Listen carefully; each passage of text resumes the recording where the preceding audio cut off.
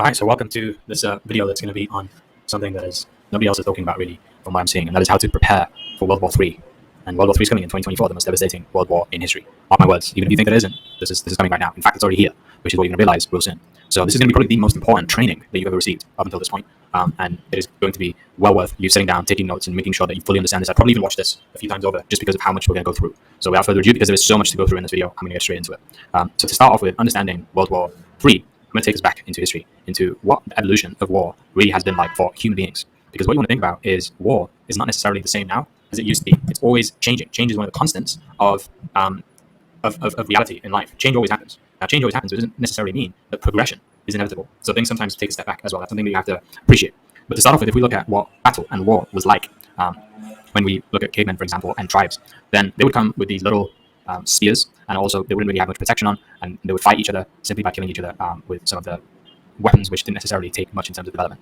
But this is the way that they would fight because this is all they needed to do. Of course, they could have used their body in terms of their fists and their feet, but they evolved past that, right? So then they started to use weapons for the first time.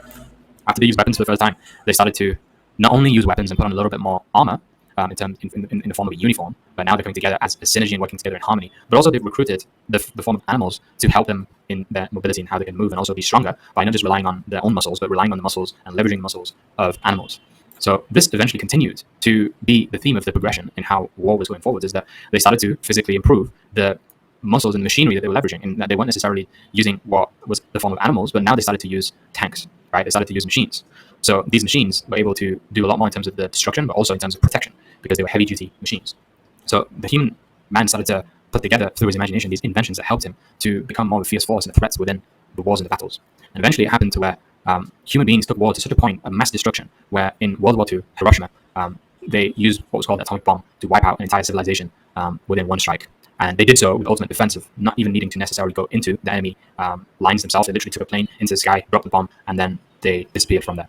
So what this did is it really brought an end to physical war itself, because war now became obsolete, as everybody who had an army and had a military, they had to have a military defense operation as well as an offensive operation. And so what that meant is that they all needed to develop these nuclear bombs. And they were actually in this World War II, if you watch the movie Oppenheimer, they were in a race to see who could get the atomic bomb made first and who could send it out with different countries. But now, there's tens and 20s of different countries who actually have these nuclear weapons that could, at any second, turn the entire planet into a nuclear war, which no country wants, because it's going to have mass destruction everywhere and everyone's going to kill each other. So that can happen at any second, which is why physical war has now become obsolete. So as much as you might see some people who are still using what was used previously with machine guns and the tanks and bombs and things like that, it's never going to turn into the type of war that we've seen before, where it really becomes a world war, because at that point we know that nuclear bombs are going to take it to absolute catastrophe. So you got to ask yourself, if this world war cannot happen like this anymore, does that mean that it's never going to happen and it's not going to be happening? No, because the purpose of war and battle for most people is so that they can acquire more resources to gain power and control. That's literally it. So where is war going? How is this World War III coming into play? And it all comes to what's actually been foreshadowed and what is shown within movies. You go back to watching a movie like Terminator, for example, or even The Matrix, and it talks so much about how there's going to be a war, which is not just a war of human beings, but it's a war of machines, it's a war of technology. And in this, the technology is actually symbiotic to what human beings are like. So it's humans who created these robots to replicate what human beings are like. And now, the war that we are in 2024, that is already happening currently, is not a war of flesh and blood. It's not a war of human beings fighting human beings to kill human beings and to murder them in this manner. This is not how it's happening. Also, this is the evolution that we're seeing in terms of how war is progressing. So as you can see, it's gone all the way from cavemen, with just first getting there, using wood to fight one another like that, to then eventually creating metal and machine guns, and even developing further on from there and getting to a place where it's this modern warfare, to eventually, now we're going to the future of warfare. And the future of warfare is so much more invisible. It's undetected by the human eye. Like, a lot of people don't even realize that there is a war going on. Imagine how much better that is for the people who have power, if there is a war that's going on for power and people don't even necessarily realize it unless they're operating from a higher level of consciousness and awareness. So how are they able to essentially do this, to use the media to get to this place of world warfare? And the reason why they're able to do this is because of the media consolidation, in that human beings who plug into television, human beings who plug into online digital ways of being able to consume media and content, they have this illusion of choice, where they believe that they can watch lots of different things in terms of what they read, watch, and listen to. But really, it's only 6 media giants who control over 90% of the media. So these 6 companies are as follows: GE, the News Corp, Disney, Viacom, Time, Warner, CBS, and they literally control the majority of what we see on the television and movies. So if you think about it like this, if there's anybody who is able to really decide what it is that they want to feed your mind with, then it's the media companies. And there's a saying here, which is whoever controls the media controls the mind. And if you think about what it's like for people to be in the 9 to 5, for example, a traditional 9 to 5, every single one of those people, employees, if you're watching this video, you are not enslaved through physical chains, right? As much as it's showing over here that there's chains on this person's legs and chains on this person's head, really it is mental slavery, because the chains are in your mind. That's the biggest thing. So what happens now is that we live in a place, and you're either somebody who's observed this yourself, or you're somebody who is starting to come out of it and experience it, by noticing how glued you are to your phone, by noticing how much it's sucking out your soul, by noticing how much that this is really having an effect on you. So all of these zombie movies that you watch, for example, again, it's like, where do they get these ideas from? Well, it's simply because this is the genuine intention that we want to create a zombie army of people who will then no longer become threats in terms of competition for us to accumulate a maximum amount of resources. You understand what's going on? So now if you're glued to your phone on social media, just notice what's happening with kids, right? Just notice what's happening with younger people, younger generation nowadays. They go into an endless addictive scroll on their social media platforms and on their TVs or whatever, to then be sucked into this non-reality, which is not their reality, but it's like reality TV. And this is something that has actually been foreshadowed, not just within the last couple of years. If you go all the way back to the Bible, this is a quote from the Bible, Ephesians chapter 6. It's saying that, for we wrestle not against flesh and blood, but against principalities, against powers, against the rulers of the darkness of this world, against spiritual wickedness in high places. Wherefore take unto you the whole armor of God, that ye may be able to withstand in the evil day, and having done all, to stand. Meaning that in the Bible, it's actually saying that the true war is not the war that happens that we see in the physical, but the war that is going on within the spiritual. And spiritual just represents anything that is unseen, right? Anything that you can't necessarily see with your physical eyes, but you need to see through seeing through your heart. And when it's talking about the principalities, for example, like, you can search this up. I would highly recommend going on to Google Images. Maybe you can't see this because it's small writing, but principalities, what does that mean? This is literally a level when we're looking at the angels and demons as to what level they're at within a hierarchy. So the principalities are a group of angels. That's what it's showing. The powers are also a group of angels over here, just who have a different level of authority and a different level of respect and dominion within the spiritual realm. Now, what you want to think about is, right, if you're thinking, what is it referring to in terms of the angels and demons? This is getting a little bit religious. I don't want you to think about it like that. I want you to think this is a spiritual thing, and the spiritual and science are very similar. So the way that I view it is that if we're looking at it from more of a scientific perspective, then within every single person, what do you have? You have your thoughts and you have your feelings that contribute towards your actions. And so the angels and the demons are either the thoughts which are creative and positive, or the thoughts which are creative and negative. And the angels that you want to have within you, because within inside of you have to think it's as above, so below. So that is a genuine law of the universe. It's the law of correspondence, which means that anything that happens on a larger scale also happens on a smaller scale. The way that the solar system is, in terms of the way that it looks, and the planets orbiting the sun, is the same way that within our atoms of our bodies, we have the electrons and neutrons that orbit around the nucleus. So there's almost these little solar systems within, which is crazy to imagine, but it just literally infinitely continues to go in those directions. And we call that a fractal pattern. So the same thing is to how in the world right now, we literally have a hierarchy where you have the everyday average people, then you have people who have more authority in the world, such as the people who are the police officers, to then the government, to then people who own bigger companies, to then people who are rulers of the world, the kings and queens, and even people who are the banks, right? So you have people who have a lot more power within the world. So think of it like this, is that within inside of every human being, and within inside the spiritual, there is also this hierarchy that exists with angels, which are representative of your thoughts, and then your demons are representative of your negative thoughts. And that is another hierarchy, where the more you give power to the ones within that hierarchy, and you don't actually know how to defeat them, then that's how it's going to take over your life. So it's important to understand who is the enemy. The enemy is everything within the demonic and the spiritual side of that, which is going against the positive and the angelic divine side. So these are, for example, some of those angels that I was speaking about over here, which are here to help us. The principalities are here to help us. The archangels and powers and virtues and the dominions are here to help us. But you want to not only understand who are the allies, who are the enemies to, within the spiritual warfare that's happening. And here's the thing, like, this is not just something that is what religion teaches or believes. This is something that even in modern day movies, they're showing you, but you're not paying attention, because you're looking at more of the action, you're looking at the hidden meaning behind what's going on. So one of my favorite movies that everybody, when I ask them, do you like this movie, they'll love it. But to break it down, they wouldn't be able to break it down like I'm breaking it down for you right now. They wouldn't be able to explain how this movie is actually super spiritual, in that it's showing you everything that's going on within the unseen. It's showing you everything that's going on within a human mind, within a human being. So if you haven't watched the movie, I highly recommend you go watch this, because you already won't understand what I'm saying right now. But in the movie, this is them being in somebody's dream, right? And the person on the left, she is the enemy. Notice how the enemy does not come in the form of like what people describe the devil or Satan as. Usually, typically, it's not something that's a scary entity, right? She's actually very beautiful and very attractive. That's how the enemy is supposed to essentially distract, right? And then once it's been distracted, then she can go and attack. And that's one of the biggest strategies that the enemy uses, to actually tempt, right, through human being desire. So within this, she's actually the enemy within, and she's a subconscious projection of the person who is the dreamer. So think about it like that, is that every single person has those demons and those angels within them, and they're all either a threat or someone that's an ally to help you. And so we look at the movie again, and the projections, notice that there's even a war going on inside between these angels and these demons. There's actually a war going on where they start to pick up machine guns and pick up armory to fight each other. And that is what's happening right now more than ever, is that there is a spiritual war that's happening. So you have to understand, how is it that the devil, and how is it that that force can go about in being able to attack and being able to win this war. And so there's only 3 ways that the devil will go about doing that. One of them is it's going to do it through targeting the majority of people. And the easiest thing the devil can do is simply rely on human beings' nature. And so for human beings, it's natural for us to have our desires. We naturally have biological desires, the desire for sex, the desire for greed, right? The desire to have more. And what the devil can simply rely upon is that if they put within the media certain things that are going to allow us to express those desires and to fulfill those desires, then 95% of people are going to surrender to those desires over anything else. So they don't even need to attack. They don't need to attempt. So a lot of people seem to think that they're being attacked by Satan. A lot of people seem to think that, the devil has them, when really the devil does not give a shit about you. Like in the sense where you are too easy for the devil. It's not even a challenge for you anymore. So this is one of the biggest things that I see, is that people seem to think that they're being attacked by the devil. But unless you're earning like a lot of money, unless you're like super influential, unless you've done a lot of personal growth, unless you've actually like really become one of the top 1% of the world, then you are not being attacked by the devil as demons. Because what the devil does is he focuses his resources and attention on the ones who, when they take that person down, it's going to have the biggest influence of the world. So the devil will attack, and he will use the low rank or the high rank demons to tempt a small minority of people, right? A small minority of people who are in that top 1%, and they're going to be influenced the most of it. Then that can have the biggest impact on the world. But the very few people who the devil himself attacks, instead of recruiting his legion, his demons, and the different hierarchies that we've shown, the way that Satan himself will go after certain people is he will go after the ones who are those prophets that we hear about within the actual books and scriptures. So, for example, the Satan himself was described to go after Adam, right? He was described to go after some of these other prophets, which he went directly after. But that doesn't happen unless he really sees that person as being the bigger threat. So what you have to be able to understand is that in this spiritual warfare, you cannot be thinking about getting more armor in the form of the physical, because you can't beat something in the spiritual with physical weapons. You can't defend yourself in the spiritual with physical weapons, with physical armor. And that's why in Ephesians it said, take up the full armor of God. So if you're going to get yourself to a position of protection, then what you need is you need the full armor of God. And that's not just offensive weapons, it's actually mostly defensive weapons. Notice that there's only one offensive weapon on this entire image. And that one offensive weapon is the sword of the Spirit, right? What that means is that you need to have the sword of the Spirit, and that is the word of God. A lot of people say, for example, I don't need to read scriptures, I don't need to look into what God is saying in these books, or I don't believe that it even is the word of God. It's like, well, if you don't have that, if you don't have anything to lean on whatsoever, you're leaning on your own understanding. And my question then is, how do you know if the voice within that you believe is supposed to be guiding you is the genuine voice of God and the higher power created the universe, or is just a demon and a devil that sounds like it's the voice of God, that sounds like it's the idea? The only real way that you can discern between the two is by getting to know God better. Now, I believe that there's different ways that you can get to know God better than just reading the word of God, but definitely that's one way, if you believe that is the word of God as well in those books. Another way that I believe that you can is by simply getting to know God, right? Get to know who your God really is. For example, within my background of the Islamic religion, they talk about the 99 names of God in describing who God is. So they say that God is loving, God is merciful, God is the most merciful, right? God is the most giving, God is the most gracious. So if you start to recognize that God is speaking from the superlatives, then you would be able to also decipher and see who it is that is speaking with you. And the only offensive weapon that you have in the realm of the spiritual is the sword of the Spirit of the word of God, right? So that's something you understand in terms of offense. But really, the best offense is a great defense. And so that's why you need to have the rest of the armor of God. And you need to have the helmet of salvation. You must have the helmet of salvation. You must have the shield of faith. Look, the shield is usually the biggest thing that protects us. Notice that the helmet of salvation, that's the thing that protects the brain and the head. So if you want to have the brain protected, you need the helmet of salvation. The shield of faith is what's going to protect the heart. It's going to protect the mid-body, right? And always carrying the shield of faith so that you can use it to quench the burning arrows of the evil one. They're going to try and burn your insides, to set you internally on fire.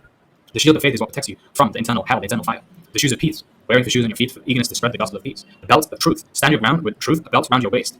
You need to be able to understand what are the lies that are being thrown at you, and the only way you're going to be able to see what the lies are is to know what the truth is. Not what is true based on what you think is true, based on what is genuinely the truth. Because what is true and the truth is different. And also the breastplate of righteousness, right? Knowing exactly what it is that can keep you on the right path, and having that, again, that's protecting you from inside of the chest. So again, know what the armor of God is, and we're gonna focus primarily on one of these defensive weapons that we can utilize later on in the video as well. So when I'm looking at the armor of God, it's very synonymous to even what a lot of the biggest philanthropists and the biggest influential personal growth leaders of this world are saying right now, such as Tony Robbins, right? He said that his teacher, Jim Rohn, taught me a simple principle every day, which was to stand guard at the door of your mind. And you alone decide what thoughts and beliefs you let into your life, for they will shape whether you feel rich or poor, cursed or blessed. And when you feel poor, guaranteed what's going to happen is that you're going to create a reality where you're experiencing poverty. When you feel rich, then you're going to create a reality where you experience abundance. So you need to make sure that you are standing guard at the door of your mind and standing guard at the spiritual by having the protection, right? And the best way to protect yourself is with the armor of God. This is important to have, and the reason why is because right now you're probably watching this video because you're unsatisfied, you're dissatisfied with what you have as a lifestyle. In that most likely you're going to be on the left-hand side of the quadrant where you're trading your time for money, or you own a job. When really what you want is you want to be on the right-hand side of the quadrant where you own a system, people work for you, and also money works for you, where you are no longer having to trade time for money to earn a linear income, but you can actually earn what's called a residual income and passive income. And the commonality that I've seen between the people who are on the left-hand side of the quadrant versus the people who are on the right-hand side of the quadrant, it simply boils down to one word, and that one word is belief. You see, belief is something that you cannot avoid. So people on the left-hand side of the quadrant, they have belief, right? But people on the right-hand side of the quadrant, they also have belief.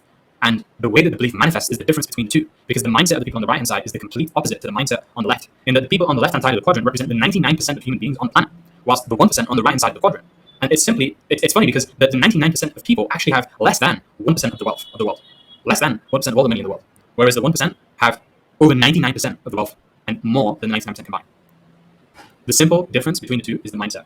Both of them believe, but one of them manifests the belief to create doubt. It creates doubt in themselves. It creates doubt in opportunities. It creates doubt in their future. Whilst the other is the complete opposite, but their belief actually manifests into the feeling of faith. And that faith of the seed grows and is nurtured and develops to then create a reality, which is a reality of abundance and wealth and prosperity. So looking at the difference between the two, we know how obvious now it is to transition. Simply, you need to be focusing on your faith, right? But instead, for most people, what's the problem is that it's the opposite, because your faith is belief in the unseen, whilst fear is the exact same thing, belief in the unseen, belief in spiritual. It is simply belief in the spiritual things that you don't want to happen. So I want to take you through right now some of the things that fear, which is not only the enemy, but also the world's greatest thief, robs from us. If you're somebody who succumbs to fear, and you choose to feel fear, and you choose to let fear control you instead of you controlling your fear, then that is going to rob you of all of your dreams that you've ever had since you were a child. Chances are right now, fear has already taken away your dreams from you. And you've gone into working as an employee, you've gone into working as a job, and you've surrendered to that. Fear is trying to take away your vision, right? Every single day it's attempting to rob your vision. Fear takes away your purpose, so you no longer have the experience of happiness that you can at the highest level. Fear takes away your passion. So the light within inside of you is starting to dim. There's so much darkness, and you're not even turned on anymore. Or if you are turned on, you're passionate about things which you don't want to be. Fear takes away your identity. You don't even know who you are and who you want to be. Fear takes away your gifts. Fear makes you believe you don't have any. Fear takes away your memory. It takes away those moments in the past where you actually did great things to become who you are right now, to be living how you are right now, to have survived what you've been through. Fear takes away the belief that you have in yourself and really the faith, right? And fear takes away your drive. Fear takes away that drive within you that has the ability to grow through anything. So when we look at the word fear, the clue is in the word in terms of looking at this as an acronym. Fear is simply false evidence appearing real. False evidence appearing real, meaning that it isn't true. And if you have the belt of truth from the armor of God, for example, this fear cannot attack you in the same way. And it says on the right, for example, there's nothing to fear but fear itself. Understand that. So here's the thing. Most people, they've not actually gone through the training required to defend themselves in a battle. So think about it like this. If you're going to go to war and you didn't go through any military training and they just actually gave you the guns, they gave you the ammunition, they gave you the gear, and then you have to go into war and you never even use these guns before, you never know any strategies or anything, what's going to happen? You're probably going to get absolutely destroyed by the enemy because the enemy has been preparing. The enemy actually knew what was going to happen, unless they were stupid. But the enemy's not like that. The enemy's been preparing for this war for many years. Since World War II, the enemy's been preparing for this war, for World War III. So now we're looking at what happens in terms of, for somebody who is untrained, this is the outcome, is that they're going to fear by feeling everything and running every single time. Feeling everything and running. If you go into war and you start to lose in the war, what happens? You retreat, you retreat, you retreat. You don't actually continue going forward and progressing into the enemy zone. So when we're looking at the responses, or should I say the reactions of a person who is feeling everything and running, it's either one of three things. Or one of four things, should I say. Because one of them is to fight. They'll fight each other. This is what people who are immature, they will do. People who are untrained, they're going to fight each other simply, and rather than that, they should be working together in harmony. They're going to run away like headless chickens. And it's going to be an embarrassing moment where they're not even going to want to revisit this thing. They're going to be presented with an opportunity and they're going to run away and hide. They're going to hide by getting into a place of freezing. Their whole body and system is going to shut down. And this is an evolutionary mechanism which animals have actually developed, because human beings were part animal too. Animals have developed to hide from attackers when in the presence of predators. Now, we live in a world right now where people are not necessarily getting attacked by lions and tigers and bears. So this mechanism to put yourself into a place of hiding through freezing is stupidity, because there's actually no real threat in front of you that is going to help you in just simply freezing in this moment. That is not something that is helpful, right? So it is just something that's programmed within you for emergency situations. Emergency situations when maybe you need to, you ran in front of a car, for example. That's an emergency situation, and if you freeze, that might be helpful. Maybe that's not actually helpful, to be fair, because that car would run you over, so you have to run. But maybe if somebody's going to attack you and you end up freezing, and for some reason they can't see you, or whatever, like, generally the freeze is not necessarily something that is helpful right now. It might be helpful if somebody can no longer hear you once you've frozen, or if a predator can no longer hear you once you've frozen. Imagine like Jurassic Park, freezing might be helpful then. So when we look at the science of this, it's important to understand the nervous system. In that we have the emergency state within the nervous system, also known as the dorsal vagal, right? The dorsal vagal is something that ends up being evoked when we dip out of the sympathetic nervous system and we go into what's called parasympathetic nervous system. So we can go into the parasympathetic nervous system in either the dorsal vagal or we can go through the ventral vagal. And if we go through the dorsal vagal, what ends up happening is that we go into that freeze mode where the body collapses, we're immobile, we dissociate, we're numb, we're depressed, we're conserving energy, we're shut down, we're hopeless, preparation for death, right? We feel trapped. It's the mindset of overwhelm and it's a mindset of I can't. This is what happens when we go into a state of freezing. But when we're in the sympathetic, this is when we're in the fight or flight. Now, fight or flight says I can. But the problem with fight or flight is that although we can be in a space of using rage and anger and irritation and frustration to help us in the short term, look at everything that happens on the right side. It increases your blood pressure. It increases your heart rate. It increases your adrenaline, right? All of these things increases your blood clotting. All of these things are going to be unhealthy for you over the long term. And so if you're in a constant state of fight or flight, it is literally breaking down your body. And you are secreting this adrenaline, which every time that you do, that will lead to the increase of what we call acidic waste in the environment. Because think about it. Every time that you will be running and it's going beyond what is within your body's capability, you tap into what's called an anaerobic way of respiration. So you're no longer even breathing anymore. It's all anaerobic, and this is what happens for sprinters. So sprinters, when they are going to run as fast as they can, notice that they never breathe. Why? Because if you're going to give it 100%, or even if you're lifting a weight, Eddie Hall, when he's lifting the world's strongest man, the world's strongest weight, he never breathes throughout the entire thing, only before in preparation to get himself into fight or flight at the extreme level. Now this allows for you to lift, for you to run, for you to fight stronger than ever before because it's adrenaline that's being secreted. But if your body is in that constant state of fight or flight, then there is never any time and room for your body to secrete and excrete all of the acidic waste that's been developed through the lactic acid buildup through the adrenaline that was secreted. So in the fight, we're moving towards, right, in ICANN, and that's where it's helpful to be in that from time to time, but not always. But the flight is when it's the movement away. The flight is when you're in a state of panic, in a state of anxiety, in a state of worry, and concern, and fear. You want to be able to move out others. And the place that really we can operate from at the highest level, in essentially what we call a flow state, is when we're in the ventral vagal. And the ventral vagal is when we have been able to slow down the body's respiration to a place of aerobic respiration. And we are also in this place, in a state of joy, in the present moment. We're more grounded, we're compassionate, we're mindful, curiosity, we're open. We've simply got now a connection, safety, and orientation to our environment through social engagement. And so notice all of the positive chemical neurotransmitters that are being secreted out of being in the parasympathetic nervous system. We notice that oxytocin levels go up, which is like the love hormone.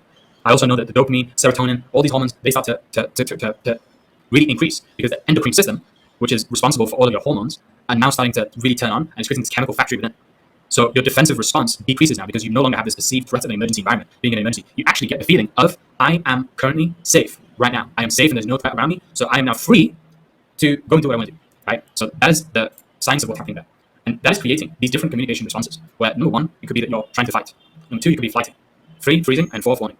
I want you to take a look at these and think, when have you actually, in certain situations, used these triggers subconsciously? When have you tried to prove why you're right in interrupting, gaslighting, hyper-aggression, a lack of listening skills, controlling behaviors? When have you tried to fight in that you don't want to deal with something? You're trying to avoid, you're deflecting, you're putting issues off, you're not willing to talk, you're not opening up, you're in this perfectionism mindset. When you're trying to freeze in that you're saying you don't know what to do, you feel stuck, you feel numb, you're disassociating. Again, you're not listening because you're paying attention to the anxiety, you're not replying. And when are you fawning? When are you just in that people-pleaser mode? When are you wanting everybody to be happy, where you've got no boundaries, lack of assertiveness, you're prone to codependency, you're negotiating against yourself, and you're just saying yes to everything, right? When are you in these spaces? Understand and appreciate that, because it's going to help you become more aware. So we don't want to be in a state of which is the animalistic state of fear in fight, flight, freeze, or fawn. Instead, what we want to do is we want to ascend to the higher levels of awareness. And in the higher levels of awareness, we can be more in our divine state, in our angelic state, as opposed to being in our physical animalistic state, which is our lowest levels of vibration, being in fear instead of in love and in faith. So when we ascend to higher levels, no longer are we reacting to fear, but we are responding to fear. And again, it's like, you need to be able to see and appreciate that your fear is not always going to come in the form of what it's like in horror movies. It's not always going to look like this. Instead, it's actually going to be a lot more enticing. And this is going to be something, I'm giving you an example right now to show you how certain things which might seem innocent to start off with can really contribute to you developing this internal psychological psychic fear. So one of the things that I noticed, for example, is a lot of people who are in the world right now, especially the younger demographic, are people who they exemplify, they glorify, and they idolize casual sex in a way where if you go to any university and you ask the majority of young men, you ask the majority of young women, in terms of just having casual sex, right? What is it? What are your views about this? And most of them will actually have the view that whether it's in one relationship, in what we call the friends of benefits, or the situationships, or the no strings attached, like these modern movies are idolizing and portraying within here as these perfect examples of what can happen. What are the views of the average person right now in the modern world we live in? And most people come to you and essentially say that the more sex that you have, the better, no matter what type of sex it is.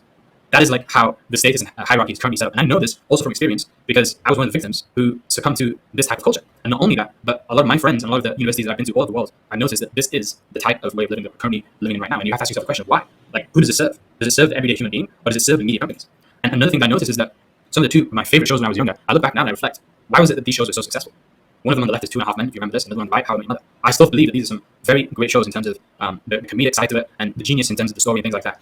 But at the same time, you've got to ask yourself, why is it that so much effort was poured into making something so good that was showing this lifestyle of where these older men were essentially being seen as top of the hierarchy when they had access and they also were sleeping with the most amount of women? Right? Why is this the case? And I believe that a lot of the reason why is because if you think about what happens when a man truly becomes a man, he is now going to become somebody who is a great father, a great provider, and essentially a king to his kingdom. So who wants men to becoming kings again? I don't think it's really the people who are already the ones that have the power and the wealth. They probably want men to stay at the lowest levels possible within the dominance hierarchy. So this is what's happening right now, is men being influenced to essentially not be men, right? And start acting in a way where they are not going to be able to even commit to anything. And so this lack of commitment is something that creates insecurity, not only within relationships, but within everything. Because now I'm going to show you later on as well how this also relates to things which are business related. So again, it goes back to this thing of whoever controls the media controls the minds. And the looking at who actually is not only controlling the media and the minds, but where the majority of human beings are going right now in terms of where they're getting their entertainment from. And not only their entertainment, but where they're fulfilling their needs. We see that if you look at this is the top search websites on Google. Number 1 was Google. Number 2 was YouTube. Number 3 was Facebook. And number 4 was Pornhub. The 4th most searched website in the world right now, with 8 billion human beings on the planet, is a porn website. Why is that the case? Think about it. Every single time that an individual, whether it's you right now, right, and you're going through a porn addiction, or whether you know somebody that is, understand that is them, again, avoiding fear. Because one of the things is men, for example, and this is going directly to men, but also for women, right now, if you're wondering why men are not approaching you, well, a huge part of the reason is because of websites like Pornhub, where a man never has to face rejection. He never has to face his fear whatsoever. He never has to even go out of his comfort zone because he's so comfortable with just being lying down on the sofa and, masturbating to porn instead of actually facing rejection, whether that's online or even whether that is in person. And that's another big thing right now, is that if a man isn't watching porn, he's probably on Tinder. Again, why? Because he's not actually getting fully rejected the same way that he would do point blank in person. And there's a lot more at stake with that. But at the same time, that creates a lot more of a braver man who is going to be more committed to one person instead of going into more casual sex because of how available it is. So we're looking at right now why this is something that relates to business. I'm going to bring it all back. And we're sticking within the relationship analogy of what happens when you have somebody who is unable to commit to one relationship. Really, it's because of two reasons, which are both fear-based. And so it's either that you have an insecurity around what we call an anxious attachment style, or you have an insecurity around what we call an avoidant attachment style. And so if somebody is anxious as their attachment style, their mindset and mentality is going to be, can I get him / her, right? Can I get him / her because I don't think I am good enough. I think that they are better than me. So this person is suffering in silence. This person is always going to pursue. This person is going to complain, text, call, all these things. Why? Because they feel so strongly attached, insecure, needy, over-responsible, dismissive of flaws, and they're essentially so connected to their impulse, and they have no instinct whatsoever that is bringing them into a balanced state of looking at the person for who they are instead of idolizing them for who they're not. And so they make themselves too available and preoccupied with commitment. And there are four things that drive these anxious or avoidant attachments. It's either anxiety, common thinking errors, pressure, internal, external, situational triggers that we need to be able to address. And then on the right hand side, you have somebody who's avoidant attachment. That's somebody who's asking the question of, do I even want him / her? Why? Because really, both of these attachment styles are afraid of closeness and intimacy. Both of them are afraid of what will happen if we get too close because of the trauma that they experienced previously when they did connect and really get close with another human being. And so they're going to now start to have more concerns about compatibility, right? They're going to have concerns about now it's going through the motions, but not emotions. And they're going to withdraw or run away from that person by simply seeing, right, that's probably not the person who I want to be with. And they give excuses and reasons why based on that person. So now they feel a lot more frozen, stuck, trapped, disconnected, indifferent, passive, less engaged, unavailable, passionless, less attracted, worried about flaws in compatibility. The avoidant is somebody that was a lot more myself. I believe that every single one of us will either have the anxious attachment or avoidant attachment that we experience at different times of our life and different relationships, but we have a tendency to revert back to one or the other based on our paradigm and based upon how we grew up. So that is the avoidant and the anxious. And how this relates to business is that when people get given a business opportunity that is presented to them, they're either going to see it as though I am not good enough for this opportunity, or fundamentally, you and your opportunity are not good enough for me. And both of these are fear-based mindsets. And on the left-hand side, you have somebody who's going to give these excuses, which are all excuses. I can't sell, so I can't be in this opportunity. I'm too shy, I'm too introverted, so I can't make money, I can't succeed in this. I don't have the time or the finances to make more time and make more finances. Well, that's not going to help you out. I'm going to address every single one of these right now, and I'm going to show you why all of these is absolute rubbish, right? Every single one of these excuses. But it's important that you address these right now and think, which one of these has been holding you back? I have no support around me. I'm not in a good place right now. I'm not ready yet. There's no guarantee that I can get results. I'm afraid. So if I look at every single one of these right now on the anxious scale, all of them are total rubbish. And the reason why is I can't sell is bullshit. One, you've been selling since you were a kid, because if you were crying as a baby, then you sold to another family member that you were hungry and they went and fed you. You can sell. It's just that you can't sell things right now that you want to sell, you desire to sell, because you haven't been taught. Nobody can until they've been taught. So once you've learned, then you can sell. It's not that you can't sell. It's just that you haven't learned how to sell, right? And then once you've learned how to sell, you are no longer the same person. So the I changes. And so it's you who you used to be that can't sell, but you who you're going to be can sell. And you want to associate with that person. I'm too shy / introverted. Well, newsflash. Bill Gates, Steve Jobs, Mark Zuckerberg, all of some of the best business people of the world are shy and introverted people, including myself. I would consider myself as being somebody who's shy and introverted, compared to a lot of other people who are more confident in what they do. But the thing about confidence is confidence comes through competence. And the more that I practice it, for example, you might feel like right now, I'm confident at presenting. Well, why am I confident at presenting? So then every single day for the last 5 years.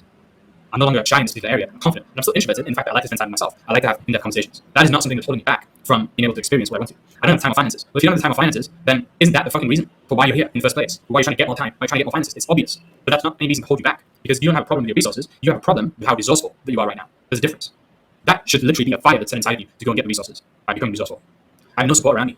Good. If you have no support around me, you can't use that as fuel to your fire, so that then you can show them who's boss. You can prove everybody wrong that they should have supported you that entire time because they would have been grateful for it. You've been grateful for it. I have no support around me. If you're an adult right now, you don't need support. That's a fact. You don't need support because you need to take life into your own hands. I don't care if you're married. I don't care if you've got a family, parents. If you're an adult over the age of 18, you don't need support. You don't need permission. You can ask for forgiveness. You don't need to ask for permission. I'm not in a good place right now. Well, newsflash again. If you're in a good place right now, isn't that the reason why you came to get to a better place? And here's the thing: is that you're never going to be in the perfect place. There's never a perfect time. There's never a perfect place. There's only something that's close to that. And so instead of waiting for that perfect time, that perfect place all the time, you want to do what successful people do, and you want to embrace where you are. Where if you can get good by not being in a good place, imagine what it's going to be like when you're actually in a good place. Things are going to be so freaking easy based upon the contrast. If you start in a good place and you don't get it right, then that's going to create so much more doubt because now you think that the only time you can succeed is when you're in good places. So I don't recommend waiting for a good place whatsoever. I'm not ready yet. If you're not ready to get started out yet, just like I said, you're never going to be ready. You're never ever going to feel like you're ready, even if you're good. You're never going to feel like you're ready because ready is perfectionism mindset. So you're waiting for the perfect time. There is no perfect time. There's no guarantee I can get results. Well, here's the thing: the only thing in life that is guaranteed is death and taxes. That's literally it. Even taxes you've got to get away from. There's no guarantee about anything in life other than death and taxes. Even when you go to a job, ask them, what's the guarantee that I'm going to get paid? What they're going to say to you is, well, if you can show up from 9 to 5, 5 days a week for the next 4 weeks, we'll pay you. I challenge you to do the exact same thing within your own business. I challenge you to do the same thing within your own opportunity. Because if you do, you set up 9 to 5, 4 days a week, I guarantee you, you're going to get paid. That's what's going to happen. Most people don't. I'm afraid. Now, this is probably the biggest one over here. Because this one is all about an identity shift. In that you have to know who you are. I'm going to go through this later on in the presentation too. But you have to know who you are. And if you don't know who you are, and you actually believe that you are fear, or you are any of your thoughts, then you've associated with a thought, and you've lowered yourself in terms of your actual power that you have. Because you have the power to create anything. And the words I am are the creative words of life, right? I am is the words of God. That's who God is. He's I am that I am, right? So I am afraid is you essentially creating that as a reality. If you are afraid, everything you're going to see is through the eyes of fear. Instead of saying I'm afraid, you want to be saying there is a little bit of fear that is within me right now. Notice how I didn't attach myself and associate myself as the fear. I'm not fear. I'm the observer of fear. That's who I am. They're not one and the same in terms of who I am. Know who you are. So that's everything about the anxious side. But then the avoidance side, looking at people who are saying things like, it sounds too good to be true, it sounds like a scam, looks like a pyramid scheme, I can't trust you, / it seems too risky, sounds like too much effort, I have so many other options, this is beneath me. Now, if you have this type of mindset, then one, again, I feel like you have to address where you are right now, in that you probably don't even realize how much you need what it is that you're after. So if you want more financial freedom, you want more time freedom, like these are nice to haves. And you're never going to be able to truly get to your goals until you put yourself into a state of absolute, necessary, pure desperation. Until you're in a state of desperation to get out of your current predicament, you're never going to move. Seriously. You're never going to move, and you're never going to fully express and give it 100%. Because you need to. Until you fully desperately need to, that's when you'll start moving. So that's the first thing I'll say to any avoidant. Put yourself into a state of desperation. Learn a little bit from the anxious people. But the other thing is that all of these excuses that we're seeing in terms of it sounds too good to be true, it sounds like a scam, it looks like a pyramid scheme. I want you to have the same doubt and the same approach to what you've currently got going on. If you're working as an employee right now, I want you to take a look at that and ask yourself, how much does that sound like a scam? How much does working for 40 years and paying £30,000 upfront, getting yourself straight into debt to get a piece of paper, to then trade your time for money and get stuck in that lifestyle, how much does that sound like a scam? How much does working for a boss who is never going to actually allow you to overtake him, because that's going to undermine his authority, that's also going to make him look bad, that's going to make him get paid less, that's going to mean there's one less position available for him, that's going to mean he's going to get less of a cut. How much does that sound like a pyramid scheme where you're at the bottom of that pyramid and you're not the CEO, you're just like the every average person because you didn't start the company? How much does that look like a pyramid scheme? Sounds like a lot more of it to me. Sounds like a scam. Well, here's the thing about the word scam. You break it down, here's an analogy for you, a non-analogy, an acronym. SCAM. It means still confused about money. And if you're labeling things as scams willy-nilly, but you're not actually seeing that the thing that you're in right now, the vehicle that you're in right now, is the biggest scam, then you're being incongruent. You need to be able to see that as the scam. And once you see that as a scam, that allows you to then see the truth of the opportunities that are out there. Seems too risky. Again, for me, the biggest thing that ever changed my life was when somebody said to me that the biggest risk is actually not taking a risk. And if you avoid risk taking your entire life, that doesn't necessarily mean you never take a risk. All it means is that the reward that you have is most likely going to be the lowest amount of reward because you weren't willing to take a bigger risk. So you take smaller risks over time, you get smaller rewards, and you end up paying more in the long run instead of just taking a bigger risk up front and then getting paid a huge amount in terms of reward and having to risk less further later on. Sounds like too much effort. Again, what you're putting in right now is effort. Everything you're doing right now is effort. You have so many other options. Do you really? Do you really? Do you really have so many options? If you did, why are you here? If you did, why haven't you done them already? You have to get real with yourself. You have to be honest with yourself about your situation right now. Yes, you may have so many options, but are they really the options that are going to genuinely help you? If they are, why haven't you done them already? This is beneath me. Again, look at who you are, and this is kind of like the opposite of the anxious. Look at who you are and see yourself as good as you are, but don't see yourself as better than you are. Right? Don't see yourself now as better than you are. So if you know that there's a gap between where you are now and where you want to be, then you can't say that you're an expert at sales and marketing, or you're an expert at networking and business if you're absolutely terrible. Because you're going to fall into those instances and you're going to essentially fail going forwards. So what really you need to be able to do is you need to be able to be honest about where you are right now so you can get the right help going forwards. It's super important. So I know I spent some good time on this slide, but you might need to rewind that back. Just that section on this one slide, because I literally go through every single excuse that most people are going to have. And if there's any more that you do have, then by all means send them to me and I'll be able to help you out. So when we're looking at this table over here, there's actually a scientific study that was taken of worry. And it was showing that most people who worry, there's a high percentage of those worries that do not come true. In fact, 91% of worries that people have do not come true. Meaning that if you have less than 10 worries, chances are not a single one of them is going to come true. Not a single one of them. Sometimes the percentage of true worries without better expected is actually high at 30%, right? As bad as expected, sometimes it's 44%. But the one that really you got to focus on here is that 91%. 91% of your overall worries will not actually come true. So they're all imaginations. That's all it is. They're not real. And now I want to show you the brain in terms of going back a little bit to the science again, in that as human beings, we have 3 brains, and it's important you know how these work. So we have the lizard brain, which is that fight or flight that we spoke about before in the sympathetic nervous system when that turns on. That is the autopilot. That's the brainstem and the cerebellum. There is the mammal brain, which is responsible for our emotional limbic system. That's our emotions, our memories, our habits, and our attachments. And then there is the human brain, which is the newest part of the brain that's been developed, and that is the neocortex, where it's responsible for language, abstract thought, imagination, consciousness, reasoning, and rationalization, right? So remember these 3, but also remember this, because we actually have 3 brains, which we talk about in not just what we have in our heads, but they're in different parts of the body. So remember what I was talking about with the armor of God, for example, in that you have to be able to protect the heart, right? You have to protect different parts of the body with different weapons and with different defenses. So the 3 brains are in the head, the heart, and the guts. And we can detect this through the amount of neurons that are there. And so there's actually 100 billion neurons in the brain, which means that that's responsible for the majority of our thinking. In our heart, this is made up of about 40,000 neurons. And this is where we can sense things. This is where we can feel things. This is where we can learn and remember. This is our connection to the unseen and spiritual. It's through the heart. And then the guts are also responsible for having a lot of neurons. They actually have a lot more neurons in the guts than the heart. We have 100 million neurons in the guts, in the intestines, which is why it's important in figuring out what it is that you're eating, making sure you have a healthy diet. The gut is now being referred to many scientists as the gut brain. The more that you become smart and intelligent with the guts, the more that you're going to have the confidence to take action, to come out of that comfort zone and step into the fear. Why? Because now you have the guts to go and take action and move forward. But if you don't focus on all 3 parts of your brains, then you're never going to be able to take action. And another way of looking at this, if we go back to like the religious example, we have the Father, the Son, and the Holy Spirit.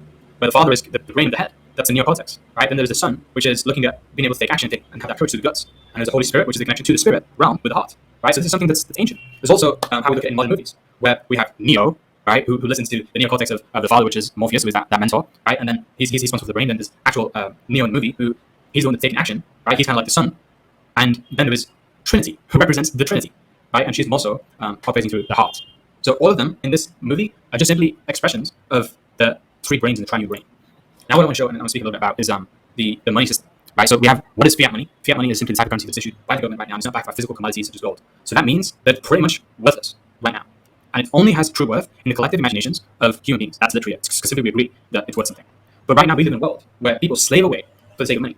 People work for money and they literally worship money. And tell me that they don't. Try to tell me that people don't worship money. It's impossible. Because everything that is demonstrated in terms of their actions, they're doing it because of money in most instances. A lot of people say, I don't care about money. Well, if you don't care about money, then go and quit your job. Like, you're not going to do that, are you?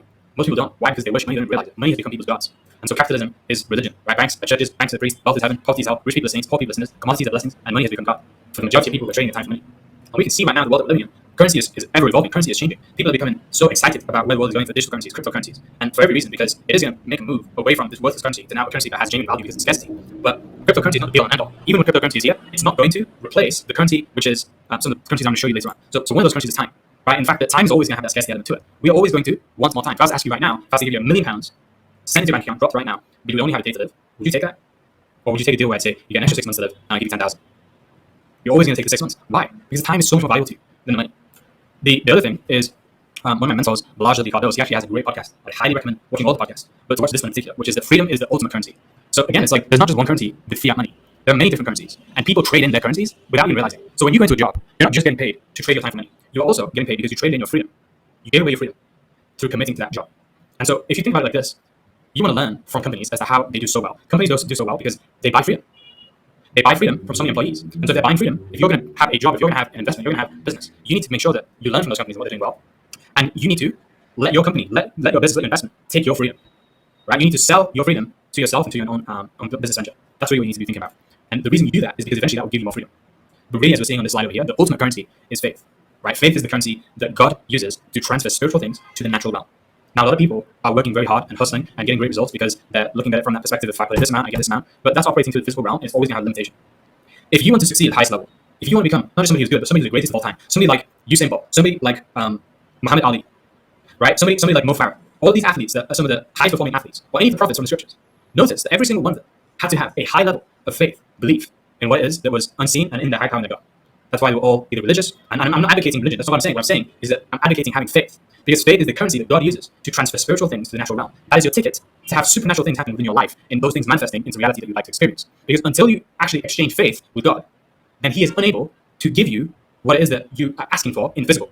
But once you give faith first, that's in the same way you go to a shop and you give money first, they're then going to give you a product. And the product that you're asking for in life is your experiences. But you need to be able to utilize faith. So if you have no faith right now, what do you need to do? Go and get some. Go and get some faith from somewhere. Now, there's a parable and a story that I'm going to share with you here about an old Cherokee chief who was teaching his grandson about life. He said that a fight is going on inside of me. He said to the boy, it's a terrible fight and it's between two wolves. One is evil. He is anger, envy, sorrow, regret, greed, arrogance, self-pity, guilt, resentment, inferiority, lies, false pride, security, self-doubt, and ego. Essentially, it's fear. The other is good. He is joy, peace, love, hope, serenity, humility, kindness, benevolence, empathy, generosity, truth, compassion. And essentially, it's faith. And he says the same fight is going on inside you and inside every other person too. So the grandson asked him, well, if that fight is going on between every single person, then which wolf is going to win? And the old chief simply replied that it is going to be the one that you feed. Meaning that every single day that you wake up and you choose to turn on the news, right? Every single day that you wake up and you choose to pay attention to the haters, you choose to pay attention to the naysayers, you're choosing to feed your faith, which means that the enemy inside of you is winning the war, spiritual warfare that's going on. When instead, you can be feeding your faith. And I'm going to show you how to do that right now, because it literally tells us, right? It tells us in the scripture. So then faith cometh by hearing, and hearing by the word of God. Not by seeing, but by hearing. And so the more that we start to hear the word of God, and again, it goes back to the example I gave before, it doesn't have to be just reading the Bible, just one way. But you need to be hearing the word of God. You need to be hearing the faith that's being poured into you. One thing that I noticed about reading the Bible, God never doubts, ever. God never doubts ever, because He knows of His power. So if you think about it like this, if there's somebody you want to learn from about faith, why go to anyone else when you can go to the person who never doubts, ever? He has a track record of having the most faith. So the thing about this faith thing too, I want to show you this list of chapters from the book Think and Grow Rich, which is the most famous and the most impactful personal development book that has helped the majority of people who have gone from not having a lot of money to becoming self-made millionaires and billionaires. That is the book which is called Think and Grow Rich by Napoleon Hill. And in the book Think and Grow Rich by Napoleon Hill, there is an entire chapter dedicated to faith. I'm going to show you some of the things that they say in this chapter. One of the things that they say is that faith is the head hemisphere of the mind, and when faith is blended with the vibration of thought, the subconscious mind instantly picks up the vibration, translates it into its spiritual equivalent, and transmits it into infinite intelligence, as in the case of power. The emotions of faith, love, and sex are the most powerful of all the major positive emotions, and when the three are blended together, they have the effect of coloring the vibration of thought in such a way that it instantly reaches the subconscious mind, where it is changed into its spiritual equivalent, and the only form that induces a response from infinite intelligence.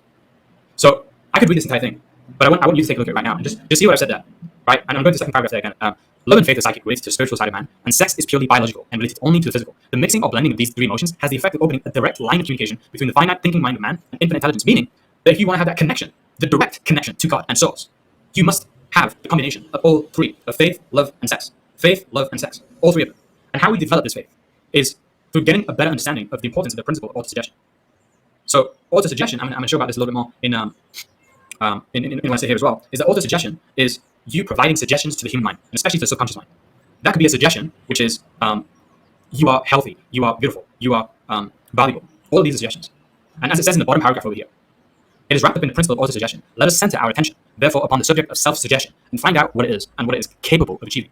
It is a well-known fact that one comes finally to believe, whatever one repeats to oneself, whether the statement be true or false, if a man repeats a lie over and over, he will eventually accept the lie as truth. Moreover, he will believe it is to be the truth. So what this essentially means is that in order to build this faith, even if something feels like a lie at first, look at the word believe as well. It literally has the word lie inside of it. If you were to create this faith and manifest it for yourself, you need to have a belief that at first it's going to feel like a lie. At first, it's going to feel like a lie when you're increasing your faith. But through doing so, you are then going to accumulate more and more faith. And what really is faith? Well, faith is the ability to focus all in trusting Him, all in trusting the one who has the power to create anything, the power to make a path out of what seemed as though it was impossible. So when this happens, you now transition from not having another human being as your employer that is limited to how much they can give with their resources. Now, God can become your boss. And what happens here is that when you're His employee, you can become very thankful for the daily salary that is life, with the benefits called blessings, because now you have so many more blessings that will come through, or you receive them all, and also a reward called eternal life. But think about that. Reward. A reward is something you get for doing. So when you do something in a job, you get a salary. That's the benefit, that's the rewards. When you do something in work and on God's purpose, that's when you are given a legacy. You're given eternal life. Now, when we're looking at it in the physical world, if we're engaging within warfare, we need to make sure that we have the protection. We need to have the vest. And here is the best way you're going to be able to protect yourself 2024. Number one thing you got to do is you got to invest. Why? The clue is in the word. What you do with your money, you can only do one or two things. You can either invest, or you can do the second thing, which is you can spend. Now, when you spend your money, this is what's going to happen to you. Your life is going to end. The life of your money is going to end. And that's going to end your life as we know as well. Because if somebody just spends, had nothing left, then they're just not going to be able to survive. They're going to continue going. So the clue is always in the words. Notice I'm sharing this right now. And I'm going to take you back a little bit to some of my trading days as well, when I was taught about this concept of what's called risk to reward ratio. Now, the thing about trader, and this is what blew my mind to start off with trading, is that they actually create something that's called a stop loss. And so that means that if I go to bed and I put a trade in, then that means even if Tesla or even if Apple or any of these stocks go to zero that same day, because I put a stop loss in, it will only go so far to hit my stop loss and I'll be safe, I'll be protected. So this is what traders do, is they put these stop losses in, and then from there, they also have what's called a TP, and that's take profit target. So this is what represents the stop loss over here. This is where they come in. This is the price point they come in. And this is what they're aiming for. And so this, if you look at it, has a number 3. And that 3 represents the risk to reward ratio. As we can see that there's 3 times more reward as there is risk. Now, a trader who's a good trader is going to do minimum trades of 1 to 3 in their setups that they look for. A trader who's an excellent trader might be looking to do 1 to 6s, because now their standards have gone up. But when they're starting out, they're not going to be able to find as many opportunities which are 1 to 6s. And so to get more money often, they need to be able to settle for 1 to 3s. This makes sense? So now when we're looking at the actual plan that a trader has, a trader doesn't actually plan to win 100% of the time. A trader plans to fail 80% of the time if they're a good trader. Because when we look at the win rate over here, right, this is how many times they win. If they win 20% of the time with a 1-to-1, they're not going to be profitable. So they're not even going to attempt to go for 1-to-1s. Now, 1-to-1s are people who are working in the 9 to 5. If you're working as an employee in the 9 to 5, you're like a 1-to-1 trader. You're not getting anything. Yes, you're winning every single month, but you're paycheck to paycheck. So if there's no risk, there's no reward. You would literally need to be successful 60% of the time to be profitable with a 1-to-1. And that is really fucking hard in most instances to be that profitable, to have that high of a strike rate, to win that many times. Instead, you want to guarantee your success by having a higher risk to reward ratio. You're aiming for these 1-to-5s or even these 1-to-3s, because with 1-to-3s you can be 70% of the time wrong and still profitable. So as I'm looking at this right now, what you want to be thinking about is when you're going into an opportunity, even though it might seem scary, what you want to take a look at is the numbers. And you want to see how much am I risking for how much I'm getting, potentially. Because if I make this move 10 times over and I'm wrong 9 times out of 10, or I'm wrong 8 times out of 10, I can still be profitable as long as I'm right 20% of the time. And so this is risk management, understanding that you don't have to be right all the time and you got to let go of the fear of being wrong.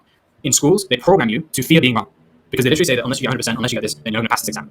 In life, the more you fail, the more you succeed, because you learn from the failures and you don't have to be right all the time to be successful. So what I want to show you here as well is really to equip you by being able to defend what's going to come up against you in the spiritual warfare. And the way to equip you is by helping you to understand the strategy of the enemy. Because the strategy of the enemy of fear is a very clever strategy, which I see unfolded in this movie, In Time, one of my favorite movies. In this movie, Justin Timberlake, he fights people by, they have to turn over each other's wrists, and the person who is the stronger person in the battle, it's kind of like an arm wrestle. They're the person who is going to take the other person's time and kills the person.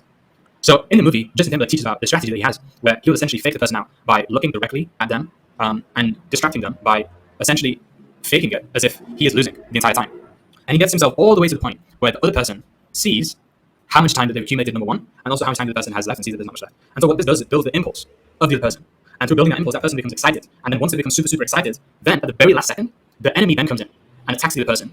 Because that's when Justin Timberlake would then strike. And he would then, when the person is most excited and feels that they're going to put in the least, he would then go for his move and give everything that he's got at the last second. And because of the swing of the pendulum, from having such contrast of being so excited, it then feels like such a drop and a fall, and that momentum builds, and it creates so much fear. Because the whole time, Justin Timberlake wasn't in fear, he wasn't afraid. The whole time, he was preparing his strategy in his move. And so when he executed through fear. And he also learned the lesson from the other person in that I'm not going to get excited when I see that your clock is going down. I'm just going to make sure I finish the job and execute. So this is also what I see a lot of boxers do. I used to train with a guy who's a professional boxer, and I remember the first time we ever sparred, like, I was punching him into the corner, and I thought I was winning because he seemed like he was tired. And then at the point where I got tired, he then came out and smashed the hell out of me because the whole time he was just defending and it wasn't actually hurting him because he expected the punches. It's only the surprise attack that can knock a person out. So this is something you understand. And when you understand this, you realize that fear is never going to attack you here when you're in your comfort zone. Fear is going to attack you when you're at the edge of your comfort zone and when you're then coming into the fear zone. That's when the enemy is going to get you, because the enemy knows that if we get a person when they dip their toe into the fear zone, and only then, that's when, if we strike, they're never going to come back. They're never going to come back. Most people never come back. So the comfort zone is where you feel safe and in control. The fear zone is where you feel your fear, and the symptoms of this is that you're affected by others' opinions, you're finding excuses, you're lacking self-confidence. Then there is what we call the learning zone. And this is where everybody wants to be. This is what a lot of people think that they are. They think that they're learning through reading books. They think that they're learning through watching videos. They think that they're learning through listening to other people. This isn't the learning zone. The learning zone is where you're taking action and you're actually learning from your experience. Like we showed with several levels of awareness, where you learn through experience at the 6th level. So now you're dealing with new challenges and problems, you're gaining new skills and experiences, and you're expanding your comfort zone. This can only happen when you're taking action. And then once you've gone through the learning zone, finally you get to experience growth in the growth zone by finding a purpose, making your dreams reality, setting new goals, achieving objectives, self-confidence, and belief. Right? This is everything you get to experience then. But notice how, in order to experience growth, you must experience fear. It is a prerequisite. So that's everything that we're going through there. And there's also what I was saying before about your identity, in that you must be able to make sure that you are identifying with the truest version of yourself, your authentic version. You're not your thoughts. It would be stupid to say, I am fear. I am afraid. Because you're not fear. You're the one that's observing the fear. And fear is simply a thought that's being manifested into the doubt. So you're the observer of your thoughts. When you take that position, it's kind of like what it looks like here. Where you have these voices in your mind which are speaking to you, and you can allow that to happen. You don't need to quiet them down. You don't need to ignore them. That's not sensible. Instead, you want to consult them, right? Consult the fear, and also consult the opposite side of faith. And once you do, you start to take up this position, what we call a meta perspective. And the meta perspective is where you're no longer associated within just the feeling of what's going on inside of you, the feeling of fear. You're now looking at it from a third-party angle and seeing the different perspectives that's going on in this dialogue between fear and faith.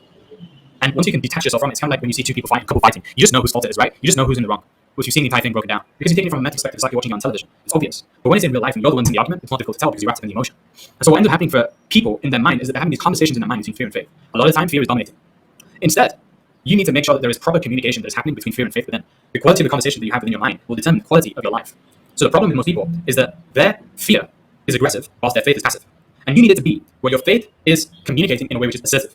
Your faith is assertive and appropriately honest, direct, self-enhancing, expressive, self-confident, empathic to all emotions involved. You clearly express that we both have rights and needs. And if you don't know how to properly communicate, because nobody's taught you this, it's going to be very difficult for you to have a quality conversation then.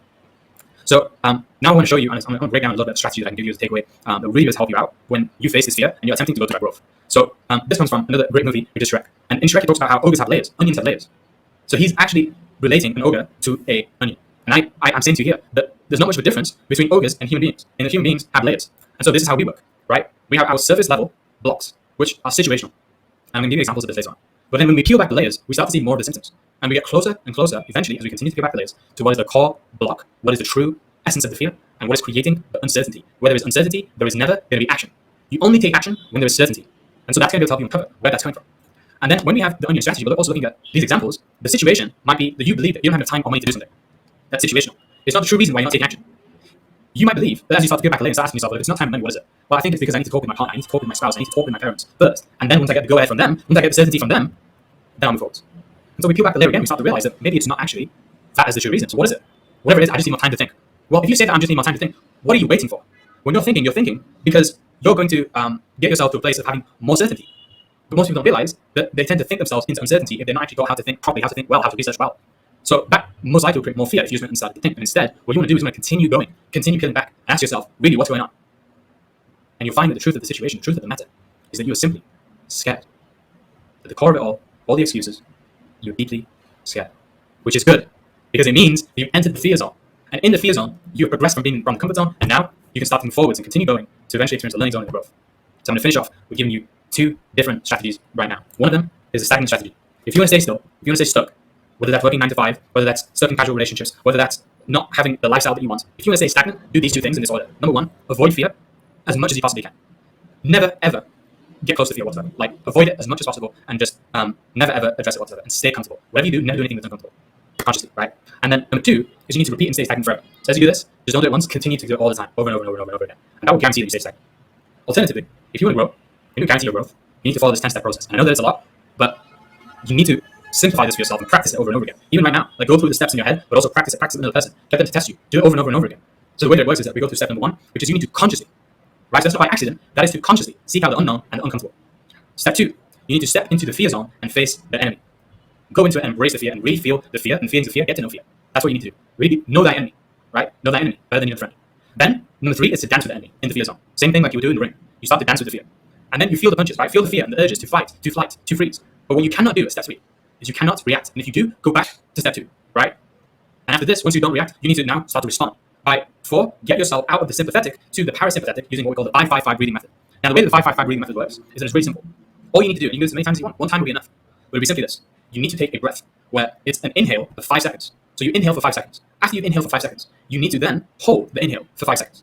And after you've held the inhale for 5 seconds, you need to release the inhale for 5 seconds. When you do the 5-5-5 method, this will automatically take you out of fight or flight, out of the sympathetic into the parasympathetic. And I would recommend doing that at least 3 times over, right? But one time, you feel the difference. Step 5 is you need to respond to the feelings of fear with the onion strategy. So what that means is that you need to peel back the layers. You need to see what is it on the surface that I'm saying right now, and then get to the different layers that address the real enemy. And then once you know the enemy, you can strike, you can attack. And step 6 is you want to ask yourself that question, what am I scared of? Until you get the coffee. So that's how we peel back the layers. Step 7, assess the worst case scenario versus the best case to calculate the risk reward ratio. And if you see that it's above 1 to 3, if you see that it has that level of quality, especially if you're starting out, later on, you want to probably go for 1 to 5s, 1 to 10s. But if it's a 1 to 3, take the fucking trade. That's what we would say back in trading. Take the fucking trade. Go for it. Don't even make it a question. Move at that point if it's more than a 1 to 3. Step 9 is if you fail in the learning zone. Step 9, you need to fail in the learning zone until there's nothing left but to succeed. Some of the best, most successful people on planet, entrepreneurs, people like Thomas Edison, he failed 99 times at making the light bulb before his 100th time he built it. It's the same thing within business. It's the same thing. You need to fail in life until you actually succeed. There's only what's left to succeed. And by doing this, you'll experience step 10, which is where you grow infinitely. This has been my presentation and the video on how to combat, how to arm yourself, how to weaponize yourself, how to train yourself, how to prepare for the spiritual warfare of World War III that's about to happen in 2024. And that's about to take up to a whole different level. This is how to weaponize yourself. And this is how to come out the other side as a champion, as a warrior, as a winner. This has been Mohammed Al-Mali. I'm super grateful for everything, your attention, your time, your energy. And I can only hope that you take away what has been shared in this presentation to cement your future and giving you the lifestyle of success that you want to have, and no longer let your fear rob you blind from your dreams, your purpose, your vision, your gifts, everything you want in your life. So thank you for watching. Appreciate any feedback, and we'll see you soon.